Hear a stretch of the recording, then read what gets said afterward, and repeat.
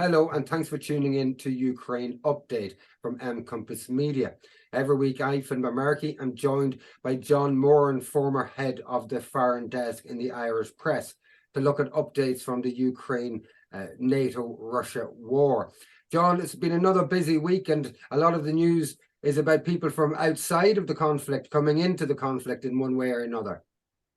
Oh, it is, yeah. I mean, one of the things when you walk into work, if you're looking after a foreign desk, in my time, there used to be a mound of newspaper you used to have to go through and to find stories and which stories you would use and all of that.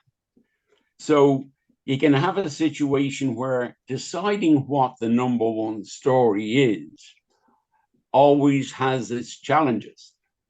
Like something that looks visually dramatic can easily be gone for, whereas it's something quiet, discreet, that is changing everything.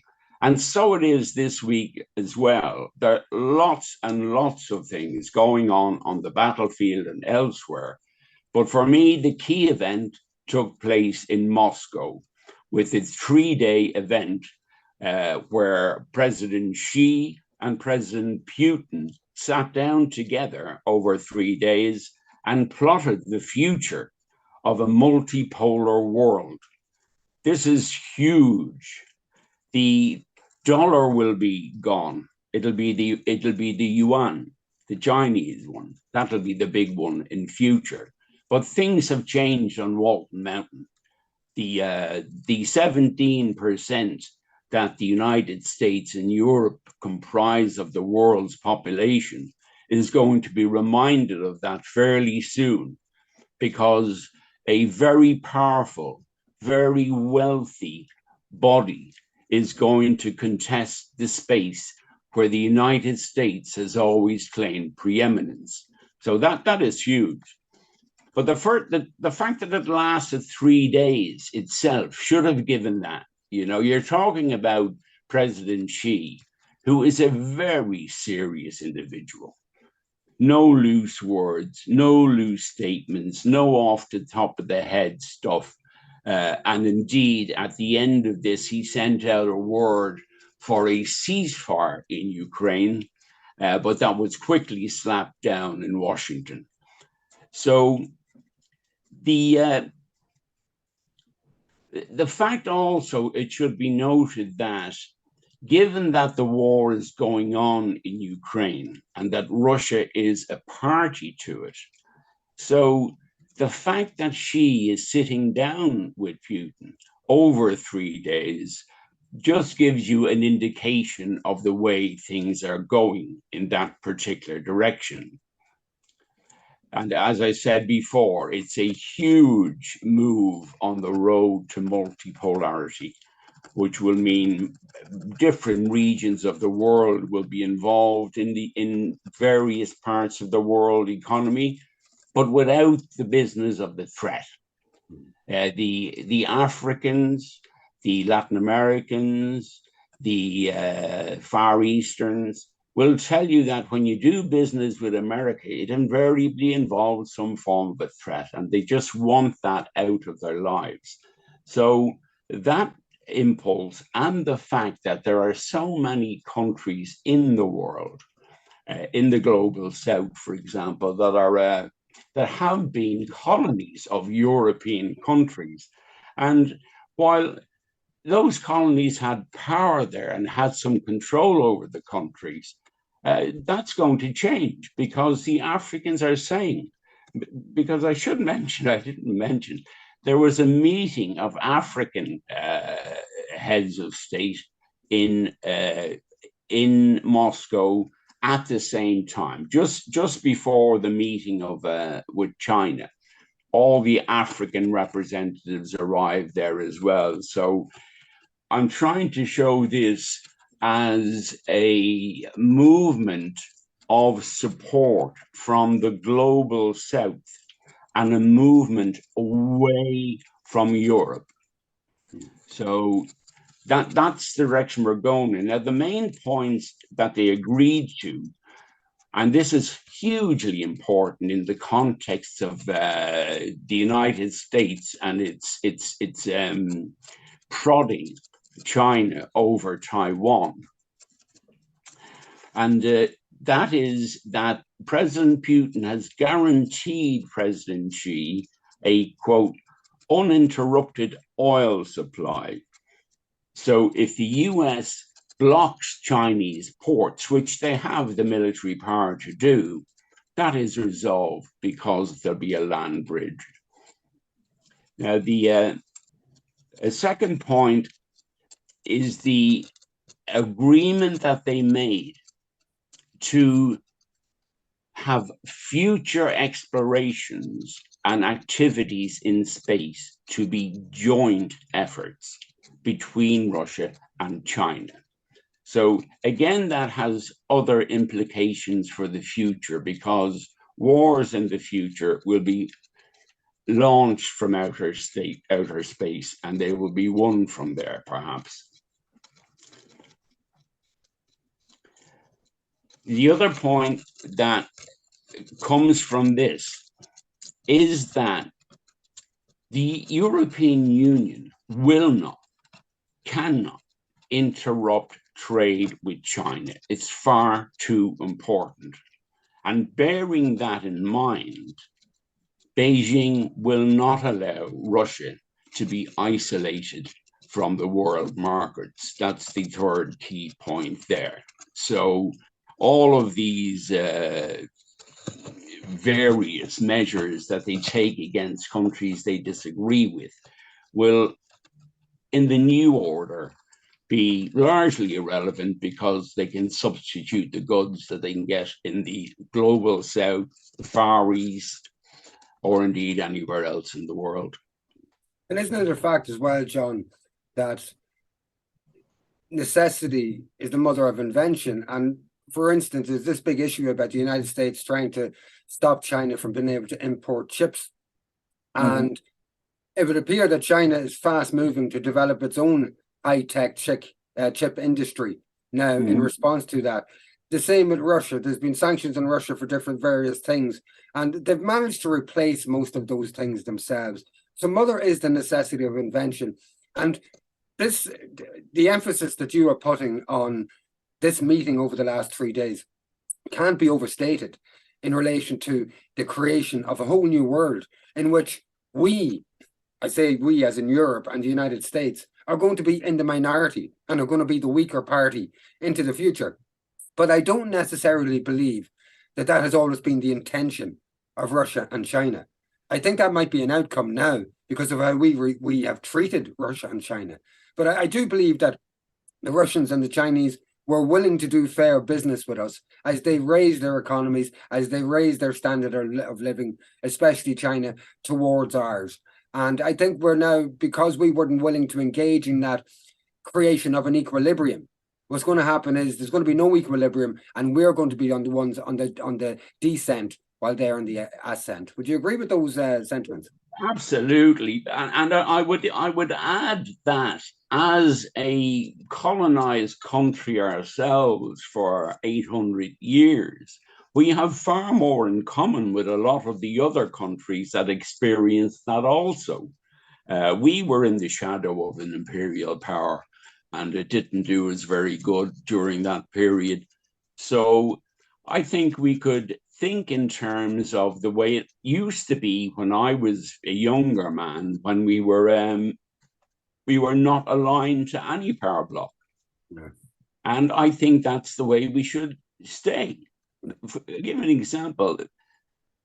Switzerland has emphatically stated that its neutrality is sacrosanct, quote, sacrosanct, because the Credit Suisse bank difficulties didn't start in the United States. They started in Switzerland. Chinese investors in January and February and before had begun withdrawing their funds because Europe seems to think, and the United States seems to think, that when people put money in your bank, you can keep it. And in fact, I remember Simon Coveney running around the place saying that we should take Russia's deposits and give them to Ukraine. That's outrageous. Is it correct that Swiss Credit Suisse did actually remove Russian deposits? They had that's what created 19 billion. They had 19 billion in Russian deposits, which they froze. And that is what's causing the problem. But now, what I'm saying is, Europe is incredibly vulnerable. Switzerland, if the Arabs, the BRIC people, the Arabs, the Chinese, the Indians start taking their money out of Switzerland, out of London, and putting it somewhere else. I mean, I suggested in a tweet that we should tell the Chinese that we are far more neutral than the Swiss, and we've never changed from that. We could see a nice little financial services sector here in a couple of years if we play our cards right on that front. But even without the intention of benefiting from it, I guess by staying neutral in this and being open to treating China and Russia fairly, and understanding where this conflict started, understanding that parties like Russia are open to negotiations, but it's the other side won't talk. If we start acknowledging that on a public stage, we are more likely to suffer less from any economic contagion that this conflict is causing and is likely to cause if it expands. Absolutely. And the solution that the United States has is that we should spend all our money with them on defense, which is not a world that I think we want to see. We have been at war for too long. And that's the basis, I will argue, for why I think the world owes us a bit of peace and quiet, and not to be running around after the wars, which they start willy-nilly for America's interest or for British interest. John, I have a little video here of just as President Putin and President Xi were entering into the dining hall in Red Square in the Kremlin. The Kremlin itself is one plush building. There's no doubt about that. We're going to have a look at this video footage. We'll come back to you in a wee minute.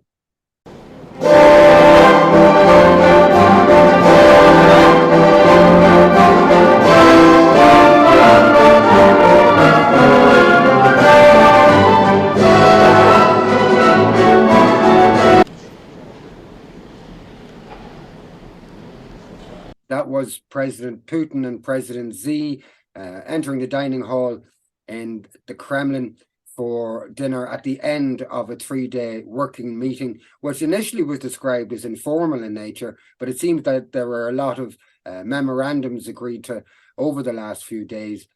John, we're just going to finish up on this story now. Do you think the China story is going to die down now for a while, or do you think it's going to stay up there in the headlines? Well, it may, but here's a couple of things that are floating around it that are prompted by the Chinese move of March the 10th, 2023, when the world changed. Linked to the dropping of the dollar, Indonesian President Joko Widodo urged his people to drop foreign payment systems. Quote, "Be very careful," he said. "We must remember the sanctions imposed by the US on Russia." And this also refers to the run on Credit Suisse Bank, which froze, as I mentioned, the 19 billion. And meanwhile, in an effort to halt the run, the Swiss government announced its big statement on neutrality, hoping to hold it all back. And my suspicion is it may be too late unless everyone gets sense and provides a proper security arrangement for Europe, not for the United States, for Europe, and Russia is in Europe. And the beginning of that would be to unfreeze those deposits, and you Oh, might absolutely. We don't want that. Yeah, and you might have less nervous investors into the near future as well. Oh, John, exactly. we're going to move on now, John, to the battle lines and what's happening in Bakhmut and further along the general battle lines as well. Do you want to fill us in on what's happening there? Yeah, well, basically, there was a lull for this past 2 days as Russia prepared for further offensive actions along the front line. And today they got stuck in immediately. And it's not only Bakhmut, but Avdiivka is also now almost in a cauldron. And if both of those fall, there is a lot of people lost. And I dread to think of the outcome. Now, it's possible that there was an offensive planned by Ukraine in Zaporizhia to separate Crimea from Russia, hoping to go down through Melitopol and from there to Mariupol and to retake that. But that is their number one plan. I have a suspicion that they don't have the power to proceed with that. And I think what they're doing at the moment, while they make up their mind, is they're sending some of that strike force to Bakhmut. Now, they haven't opened an offensive there on the surrounding Russians yet. But that may very well be the next action we see. If we don't see that, and if we don't see any action in Zaporizhzhia, I think they will have shot their bolt, because the Americans are giving Ukraine one last chance to do something that they can promote as a victory. And if they can't give them one last victory, they will stop the whole thing. They will stop giving them weapons and money and all the rest of it and find some way out of it. There was talk, John, wasn't there, of this offensive, as you say, that was going to come from up here, if we just look at the map, up here in the north. And there is a little bit of skirmishing going on there with the Ukrainians, as far as I understand. But that big offensive that they've been talking about hasn't come yet. You suggest that they might be moving the troops from Zaporizhzhia up here to reinforce here to refer that. It hasn't happened yet. In the meantime, reports are that there are severe clashes to the southeast or southwest, I should say, of Bakhmut or Artemov at the moment. And again, a lot of entrenchment here. So there's a lot of ammunition battles going on. There's entrenchment here as well. There was talk during the week that one of the problematics that the Russians were having was that to the west of Bakhmut is high ground, and that this was facilitating the Ukrainians to have the upper hand here, to put up a stronger defense, as the advance by the Russians would have to deal and be an upward hill, literally, to attack them, and that they wouldn't have the visuals to be able to see where the attacks were coming from in the top of hills. That sound, when I look at the map, a lot of the east seems to still have agricultural, the west seems to still have agricultural lands. And you don't see agricultural lands on very, very high peaks and things like that. Did you come across those reports of highlands obstructing Russian advancements? And those, there's a line of high grounds, like drumlins, to the west of Bakhmut, the northwest of Bakhmut. And what the Russians are hoping to do, and which I think they will do, is capture those heights and then have that as the front line for the expected Ukrainian offensive. Now, the way I see it is the Ukrainians will go for an offensive. They will lose heavily. I think the Russians at that stage will go after them. And many do you think are dead in Bakhmut now? We know they were talking about 11,000 over a few months, over a couple of months, 1 month even. It was February. February was 11,000. Since last August, when the name of the city Bakhmut really came into the public mind because of this battle that's been ongoing. Since last August, my goodness, if it's 11,000 in February, is it 40,000, 50,000 for this one, what some people would say isn't even really a city? Yeah, well, you see, unfortunately, Zelensky painted himself into a corner on Bakhmut when, prior to visiting America, he went down to Bakhmut, got the Ukrainian flag, had it signed by the commanders, and brought it over to the Congress in America to show it to them all. So he was emotionally very engaged with it. There's also the problem that it is true that once you get through Bakhmut and take those high points just to the north west of Bakhmut, it puts the Russians in a very strong position.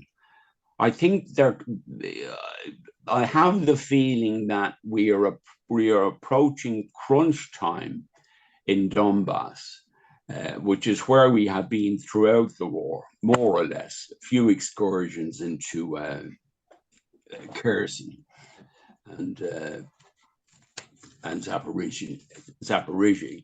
But really, this is all about Donbass. It's about Donetsk and Lugansk. And once they have those cleared, that is their number one goal.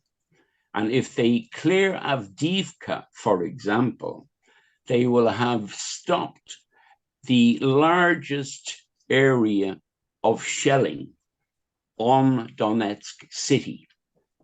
Avdiivka is a dread name in Donetsk. For 9 years now, they have been under bombardment every day, most days, or every day now.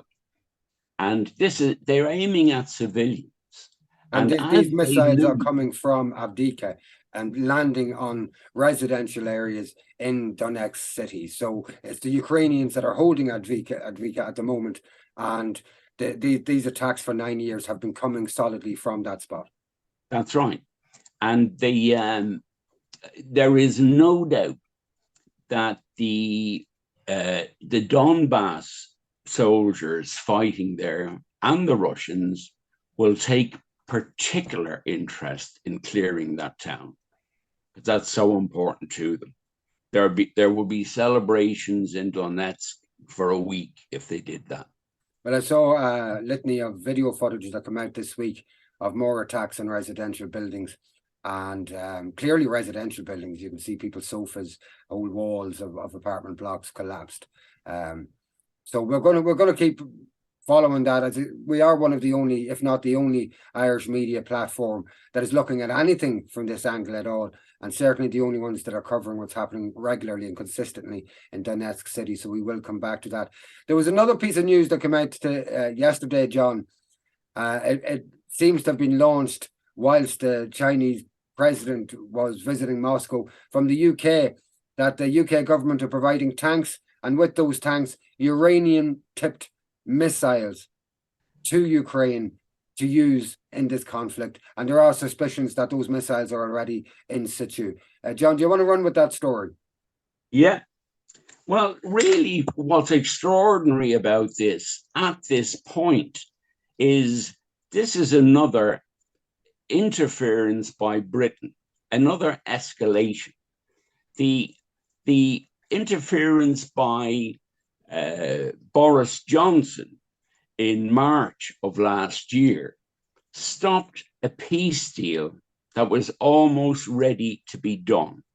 And all required is for Ukraine to be neutral and for the people of the Russian world in Ukraine to be allowed to vote on which side they wanted to be ruled by, which would have been fine. We wouldn't have had 400,000 people dead, most of them men and boys. that wouldn't have happened. But Boris Johnson did that. Now, again, they have jumped in and escalated proceedings by giving these depleted uranium shells to Ukraine, which they are quite happily to lob at anything. Now, I would ask you all to consider for a moment the fact that every day as we speak, Ukraine is shelling the Energodar nuclear plant in Zaporizhzhia. Every day they're doing that. Now, if they get these depleted uranium shells, which have a specially toughened tip, which gives off the heat, the nuclear heat when it hits. Now, if they use them against the nuclear plant, there's no way of protecting it. One or two of them will get through. Because these are designed to get through almost a meter of reinforced steel. Yeah. So a couple of hits of one of them could be significant on a nuclear power plant. It could mean that we have a part of Europe that is uninhabitable. But even taking Zaporizhzhia nuclear power plant out of it, the fact that they're using uranium-tipped missiles, when we know what happened in Iraq and other countries when they were used, when we know, and it's not a matter for debate anymore, we know that the area and the land around where that is used is contaminated. It causes cancer. We have a headline here actually from a major newspaper just on that. We'll just show it to you now. And I know that some people may find it difficult to look at this image, but it is the fact of the matter. It is what the UK is sending to Ukraine. They're sending this to Ukraine. Yeah. Child deformities, early cancers, early deaths. And it won't matter whether you're Ukrainian, Russian, Chinese, French, black, white, middle, Catholic, Protestant, Jew. It won't matter. If you live on that land into the future, you are at risk of your children being born like this. Yeah. It's just desperation at this stage. They will try anything. And I don't think it's the last thing they'll try, the last dirty trick they'll try. But if this goes through and it becomes an issue with the Russians, which it is an issue with the Russians, and they're blaming Britain on introducing the nuclear element into the battlefield. And if they respond, for example, by using a smart nuclear bomb, a small one, you know, we're in the realms of madness then. But you will see that all these escalations are coming from one side. They're not coming from the Russians. And, you know, I don't believe, and I think that the UK and the United States, as much as they blather on and the repeat hyperbole about Putin and about Russia and things like that, I think ultimately they know that the Russians wouldn't do that. Well, absolutely. I mean, even if you look at things like there is a madness abroad in Europe that hasn't abated yet. There was a little bit of madness abroad with the COVID business, where there was insecurity. There was people, you know, worried about strange things happening, not sure of what's going on and all of that. And that's the situation we're in at the moment. And it's even worse now, because normally when Britain or Poland or the United States tell Ukraine that we're going to give you something, they will have already given it so as not to jeopardize its arrival in Ukraine. So if that's the case, then that Zelensky has depleted uranium shells, which he can use from tonight, we're in big trouble. And there were reports only a few months ago, the Russians put out reports that their satellites picked up high levels of radioactivity in southwest Ukraine over the last few months. So that's indicative that there is something radioactive in that area. The Russians at the time thought maybe they were making a dirty bomb or something Yes. like that. But that could be those missiles. We have a video here, John, of President Putin's reaction to that news. And he made these comments while he was sitting beside the Chinese president, President Xi. Before we look at President Putin's response to this news of uranium-tipped missiles going to Ukraine, we're going to have a look at the statement from the MOD in relation to the damaging effects of these missiles on local populations, on developing children in the womb and things like that. And we'll come back to you in a wee minute. Independent research by scientists from groups such as the Royal Society has assessed that any impact to personal health and the environment from the use of depleted uranium munitions is likely to be low. That statement from the Ministry of Defence. So that was a statement from the MOD saying that the level of danger from this is very low. But that's not what very distinguished publications, as well as media publications around the world, are actually saying. What they're actually saying is that they're covering stories from Fallujah and other places where uranium-tipped missiles have been used. And what they're telling us is that the level of birth defects, the level of cancers are just absolutely through the roof. We'll just have a look at a quick shot of a few of them together just to confirm that we're not making this up. We have the Lancet Iraq Congenital Birth Defect Study shows that the increase in birth defects in Fallujah linked to uranium has gone through the roof. It's reported in Al Majidin English, in the Guardian, in the Independent, and Mint Press. It's all over the place. So it's not something that's up for debate as far as I'm concerned.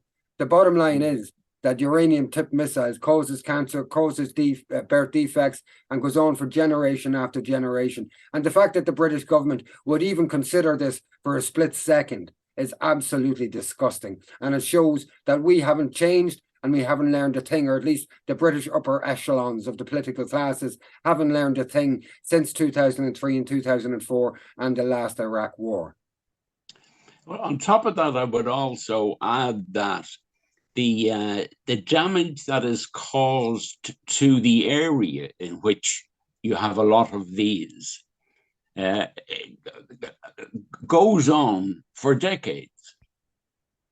This is the problem. And we have footage of President Putin now making a statement in response to the announcement that the UK is sending uranium-tipped missiles to Ukraine to be used against Russian forces, and on a population that is going to last for, as you say, John, decades and decades. Putin makes it clear that they are introducing nuclear substances to the battlefield. Мы не обошли вниманием ситуацию вокруг Украины. Полагаем, что многие из положений выдвинутого Китаем мирного плана созвучны российским подходам и могут быть взяты за основу для мирного урегулирования, когда к нему будут готовы на Западе и в Киеве. Однако такой подход, пока такой готовности с их стороны мы не наблюдаем. Но более того, вот только что мне сообщили, в то время, когда мы с председателем обсуждали вопрос возможности реализации китайского плана мирного урегулирования, а председатель КНР уделил большое внимание своим мирным инициативам в ходе нашей вчерашней беседы с глазу на глаз. Сегодня стало известно, что Великобритания устами заместителя главы Министерства обороны этой страны объявила не только о поставках танков на Украину, но и снарядов с объединенным ураном.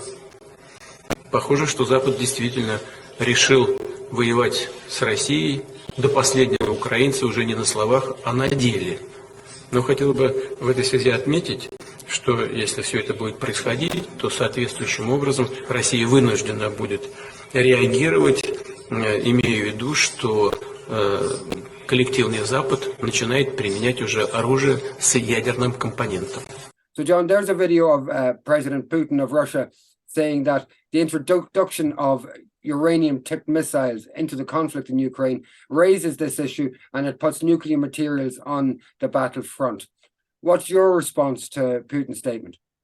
Well, you saw that Putin got that message in the middle of a serious working arrangement with President Xi. And it changed the mood, you know, because Xi had just said, he just called for a ceasefire in Ukraine. And that would have, the introduction of this measure by the British at this time spoiled that moment. There was a moment when that could have held, but that killed it. It couldn't go on after that. And if I remember correctly, actually, I spend my whole day reading, so I get a lot of source. I'm not too sure, but I'm almost certain I remember that the United Nations have criticized this move as well. Mm. So if that is the case, there is some hope, because after the nonsense in the International Criminal Court, the institutions of the West are in big trouble. But just go back to that International Criminal Court story, because you wanted to lead on to that anyway, John. Do you want to fill us in? Putin has been indicted along with the Minister for Children, Maria, I can't remember her full name now, but they've been indicted, and essentially the charges are mass kidnapping of children, and they're trying to infer, I think, genocide by moving what we all know was people fleeing war to giving them refuge in Russia as refugees. But that's being described as something very sinister within these indictments. Do you want to lead with that? Well, I noticed that in the indictment, it states that the charges were to date from February the 24th, 2022, at least, it says. Like in the previous 8 years, Russia has been taking in refugees from the Donbass. In fact, it has 3 million refugees now, twice the number of the biggest European country, which is Poland. But to try and turn that into some ridiculous kidnapping charge, it's hard. The Ukraine side just doesn't deal with straightforward facts. This is all pure, bright idea after several lines of coke in some VIP lounge in some Kiev nightclub. That's where that sort of idea came up, because how could anyone say that the country that took in the most refugees, that were taking them in for 8 years longer than anybody else, is to be sanctioned just because Zelensky says so? Zelensky is dragging us all down.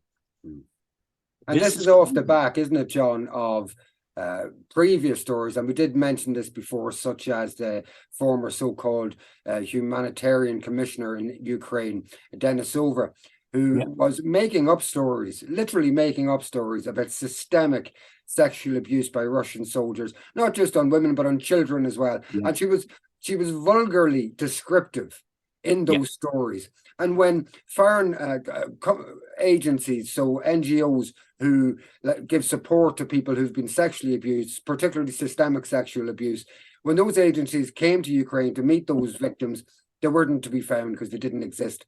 And it was such an international embarrassment that Denisova had to be publicly fired by the Rada, or the parliament in Kiev itself.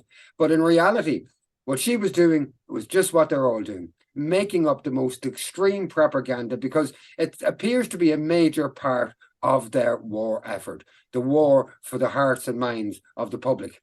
And so they're using emotional blackmail, shock tactics, and making up this stuff. But what they're doing is they're destroying any type of kudos or respect that the public might have had for institutions like the International Criminal Court, which had lost a lot of respect because of the Yugoslav debacle, in my opinion.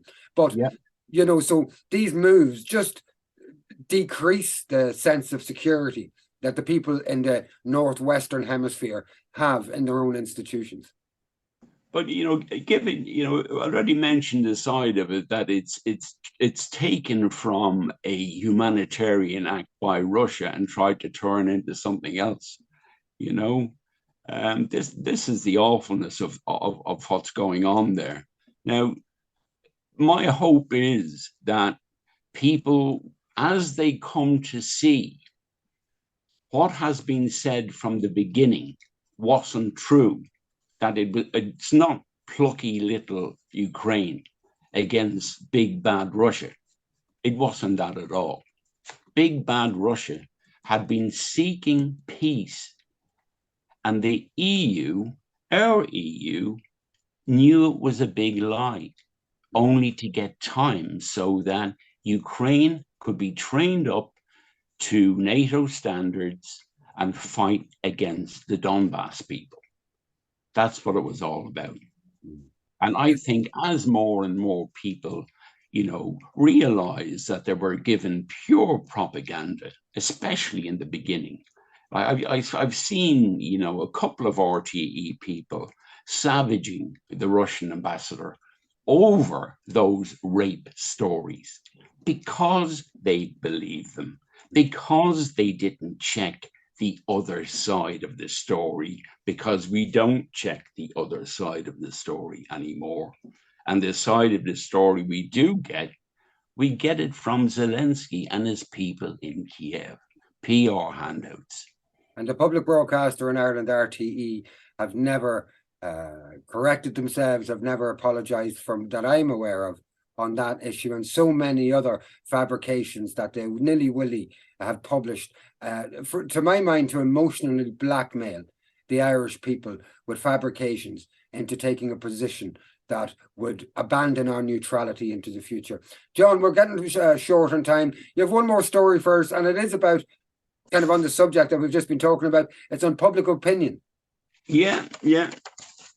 Well, there's one other one first, because there's something going to happen next week, which is awful, and it's Zelensky's servant of the People Party MP Nikita Patreyev has threatened the monks at the Kiev Perchesk monastery that, quote, the patriotic commands, especially the veterans, will come on March 29th to support its liberation from the Moscow Patriarch. You know, so here we have it. Freedom of religion? No. Freedom to speak Russian? No. Freedom to have an opposition party? No. Freedom to have Nazis? Yes. And again, no free press. All press has to go through a government agency now. So, John, what exactly are they planning on the 29th? What they're planning is to bring a mob up to the monastery. And the monks don't want to leave. You know, they've been there for hundreds of years. And they're going to be thrown out, I think. And is there a chance that the public and the congregation, because they have been defiant enough, they came outside that particular monastery and they sang hymns last week, and that footage went around the world. Do you think that the congregation might come down to try to... I just have an awful feeling about it. I get a sense of what happened in Odessa in 2014 happening again next week. It's very worrisome. I mean, even, you know, they link a church, you know, it's Russian. We must hate it because it's Russian, even a church. And that's where they're at. You know, we have to move away from that sort of Russophobia and all that nonsense. Yeah. A Financial Times report I want to finish with, because it's good news, shows that the majority of Germans, Italians, Portuguese, and Romanians support the immediate end to the war. We're also seeing growing opposition to sending weapons to Ukraine in Europe as protests break out all over. And next Saturday, we're having a peace protest outside the American embassy to hopefully to get a good crowd together to say that we want an end to all these young men and boys dying in trenches in Donbass. We want an end to that. This can be ended.